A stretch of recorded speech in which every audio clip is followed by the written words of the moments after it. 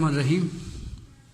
Dear students, आज हमने book page 150 पे एक दो डेफिनेशन है उसको डिस्कस करना है और एक्सरसाइज 7.2 से पहले इसके दो बेसिक फार्मूले हैं वो हमने डिस्कस करने हैं। वो फार्मूले करके इंशाल्लाह एक्सरसाइज की तरफ जाएंगे।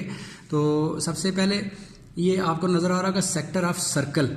ये हमने प्रीवियस जो है ना क्लास में पता है आपको कि नेक्स्ट थ्योरम वाले चैप्टर में डिस्कस किए हुए हैं।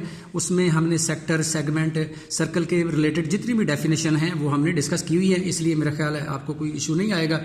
तो ये सबसे पहले आर्क की डेफिनेशन है, प्रॉपर डेफिनेशन है, स्मार्ट सी डेफिनेशन है। ये जब भी आप आए तो लिखें तो पूरे आपको 2 नंबर मिलेंगे इंशाल्लाह। यहाँ से इसको डिस्कस कीजिएगा। अ part of circumference of circle, किसी भी सर्कल का कोई भी सर्कमफ्रेंस का, किसी भी सर्कल के सर्कमफ्रेंस का कोई भी जो पार्ट होगा, कोई भी हिस्सा, पीस जो है वो आर्क कहलाता है। ठीक है, ये आर्क की डेफिनेशन है। इसके बाद नीचे लिखा हुआ अ part of circle bounded bye an arc and card. एक ये नीचे आपको फिगर नजर आ रही होगी, एक आर्क और उसकी कारस्पॉन्डिंग कार्ड के दरमियान जो एरिया बनता है ना, ये जो शेडेड एरिया है, इसको आप सेक्टर ऑफ द सर्कल कहते हैं। ठीक है, सॉरी, ये इसको सेगमेंट ऑफ द सर्कल कहते हैं। Segment of the circle, a part of the circle bounded bye an arc and a card is called segment of the circle.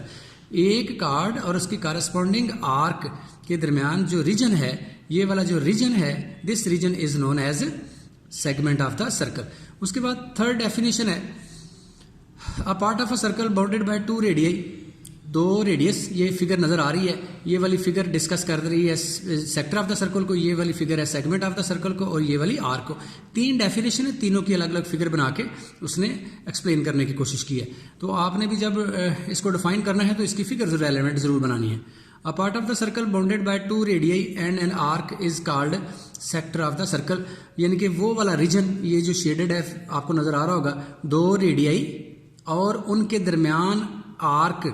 ठीक है, 2 रेडियाई और उनकी कारस्पॉन्डिंग आर्क के दरमियान वाला जो रीजन है, that region is known as sector of the circle कहलाता है। ठीक है, ये नीचे एस्टेब्लिश द रूल है एक, ये रूल नेक्स्ट में यही रूल आगे लिखा हुआ है, फिगर भी साथ बनाई हुई है, मैं वहां से एक्सप्लेन करने की कोशिश करता हूँ। इसको मैंने यूज करना है।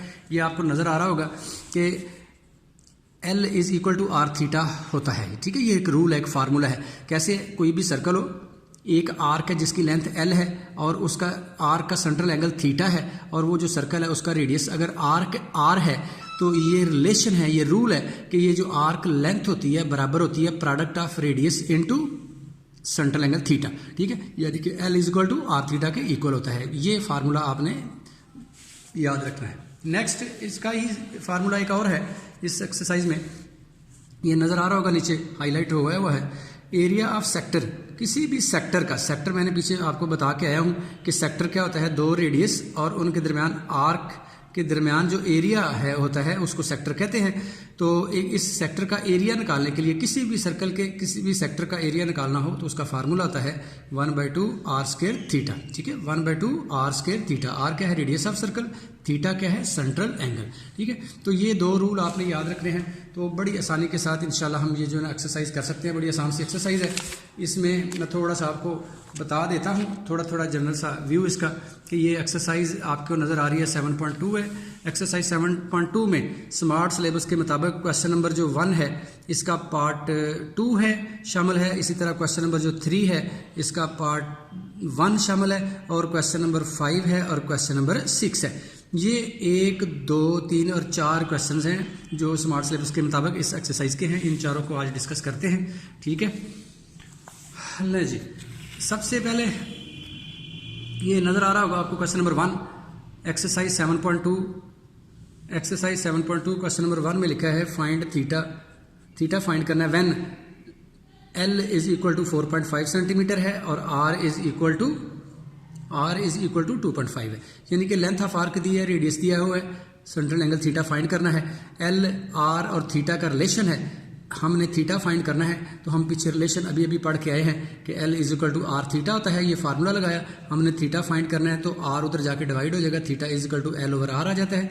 ठीक है जी, L की वैल्यू 4.5 है, R रेडियस 2.5 दिया है, 4.5 डिवाइडेड बाई 2.5 करें तो 1.8 रेडियन आ जाता है। ये आपने बात याद रखनी है जो मैं अभी बोलने लगा हूँ कि ये जो एक्सरसाइज 7.2 है इसमें दो ही फार्मूले हैं, L equal to R theta और एरिया ऑफ सेक्टर का। इसमें एंगल हमेशा रेडियन में ही होगा। अगर एंगल किसी भी सवाल के अंदर एंगल डिग्री में दिया हुआ है तो आप पहले उसको रेडियन में कन्वर्ट करेंगे, ठीक है जी। तो एंगल इस पूरी एक्सरसाइज में रेडियन में होगा, ठीक है जी। ये बात आपने याद रखनी है, इसमें कन्फ्यूज नहीं होना। उसके बाद इसी का क्वेश्चन नंबर 3 ये नज़र आ रहा है आपको। क्वेश्चन नंबर 3 में कहता है फाइंड आर।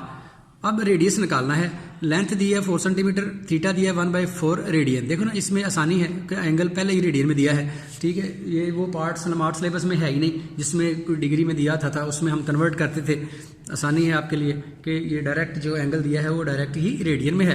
तो L 4 सेंटीमीटर है, थीटा 1/4 रेडियन है। हमने फाइंड आर करना है तो L is to R theta है, आर फाइंड करना है, थीटा उधर आके डिवाइड हो जाएगा तो R is equal to L over theta. L की वैल्यू 4 सेंटीमीटर है, थीटा 1/4 है, तो ओवर का ओवर हो तो ये वैल्यू ऊपर चली जाती है, 4 मल्टीप्लाई बाय 4 हो जाएगा, 4 4 जा 16 सेंटीमीटर। तो रेडियस ऑफ सर्कल के आ गया 16 सेंटीमीटर, ठीक है जी। इसी तरह से इसका क्वेश्चन नंबर 5 है, मैं स्टेटमेंट पढ़ता हूँ, आपने जरा स्टेटमेंट सुनिए मेरे साथ। In a circle of radius 10 centimetre, एक सर्कल है उसका रेडियस 10 सेंटीमीटर है, ठीक है जी। एक सर्कल है उसका रेडियस 10 सेंटीमीटर है, ये आपको नजर आ रहा होगा, मैंने लिखा भी है सवाल के अंदर। रेडियस उसका 10 सेंटीमीटर है, ठीक है जी। Find the distance travel by a point moving on this circle, यानी कि आपने L फाइंड करना है। Is if the point makes 3.5 revolutions. अब हमें थीटा जो है ना रेवोल्यूशन में दिया हुआ है कि 3.5 रेवोल्यूशंस उसने मुकम्मल की हैं, 3.5 रेवोल्यूशंस, ठीक है, मुकम्मल की हैं। तो बुक में लिखा हुआ 3.5 रेवोल्यूशन के 7 पाई, लेकिन हम यूज़ नहीं करेंगे, हम अपने नॉलेज को जो है ना वो यूज़ करेंगे। हमें पता है कि 1 रेवोल्यूशन 2 पाई रेडियन के बराबर होता है, ये हमने पीछे पढ़ा था जब वेरी फर्स्ट लेक्चर में हमने डिस्कस किया था ना, तो पढ़ा था कि 1 रेवोल्यूशन जो होता है वो 2 पाई का मतलब मुकम्मल चक्कर। 1 रेवोल्यूशन का मतलब होता है एक मुकम्मल चक्कर, तो 1 रेवोल्यूशन 2 पाई रेडियन के बराबर होता है। हमने कितने के लिए निकालना है? 3.5 रेवोल्यूशन के लिए। तो 3.5 रेवोल्यूशन के लिए निकालना है तो 2 पाई को 3.5 से मल्टीप्लाई कर देंगे, 3.5 को 2 से मल्टीप्लाई करो तो 7 पाई आता है। तो इसका मतलब है 3.5 रेवोल्यूशन जो होते हैं वो 7 पाई के बराबर हैं, ठीक है। ये आपने याद रखना है। अब हमें पता है कि L is equal to R theta होता है, आर जो है वो 10 दिया हुआ है, थीटा जो है वो 3.5 रेवोल्यूशन है, यानी कि theta is equal to 7 pi metre है। तो L is equal to 10 multiply by 7 pi लिख दिया। 10 7 आर 70 पाई की वैल्यू 3.14 होती है, आपने पुट की तो 70 मल्टीप्लाई बाय 3.14 किया तो 219.912 आ गया है। ये नियरली इक्वल होता है 220 मीटर के। तो इस तरह से हम आर्क लेंथ फाइंड कर सकते हैं। That's all about question number 5। अब ये हमारा एक लास्ट क्वेश्चन है इस एक्सरसाइज का, वो है क्वेश्चन नंबर 6। समझने वाला है, अंडरस्टैंड करने वाला है, इसको ज़रा आपने पहले इसको स्टेटमेंट को गौर से सीखना है, ठीक है जी। क्वेश्चन नंबर 6 में कहता है what is the circular measure of angle. What is the circular measure of angle, यानी कि आपने सर्कुलर मेजर ऑफ एंगल जो है ना फाइंड करना है बिटवीन का the hands of the watch, hands of the watch के एट 3 o'clock। ये देखो ना, आपको पता है, थोड़ा सा समझदार है, अगर ये क्लॉक है तो जब 3 का टाइम होता है तो इस तरह से हैंड्स ऑफ द क्लॉक होते हैं, ठीक है।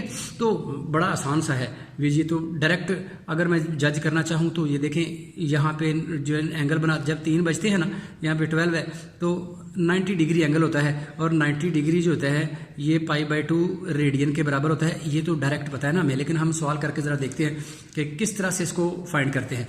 तो अ कंप्लीट सर्कुलर एंगल, जब एक का मुकम्मल चक्कर जो होता है आपको पता है 360 के बराबर होता है। ये जो 3 जब बचते हैं तो ये मुकम्मल चक्कर का चौथा हिस्सा है, ठीक है ना। ये मैं बना के दिखाया, ये 4th पार्ट है। देखो ना, इधर से सीधा है तो हाफ हो जाता है, ये और ये आपस में हाफ है, तो 2 हिस्से ये हैं और 2 हिस्से ये हैं। इसलिए ये एक जो जब 3 बचते हैं तो ये जो एक हिस्सा होता है ये मुकम्मल चक्कर का 1/4 होता है। तो इसका मतलब हो गया कि arc from 12 to 3 is equal to 1/4 of 360 होगा, 1/4 ऑफ 360 होगा। यानी कि so circular angle between hands of clock at 3 o'clock 1/4 multiply by 360 होगा। ऑफ का मतलब 3 मैथ के अंदर मल्टीप्लाई होता है, तो 1/4 मल्टीप्लाई बाय 360 आ जाएगा। इसको हल किया, कटिंग की तो 90 डिग्री आ गया। डिग्री को रेडियन में बदलने के लिए π/180 से मल्टीप्लाई करते हैं, आपको पता है। ये 0 0 से काट दिया, 9 1 ज़ा 9, 9 2 ज़ा 18, तो π/2 रेडियन इसका आंसर आ जाता है। That's all about exercise 7.2। हम स्मार्ट सिलेबस के मुताबिक जितने भी इसके क्वेश्चन थे हमने डिस्कस कर लिए। Thank you very much.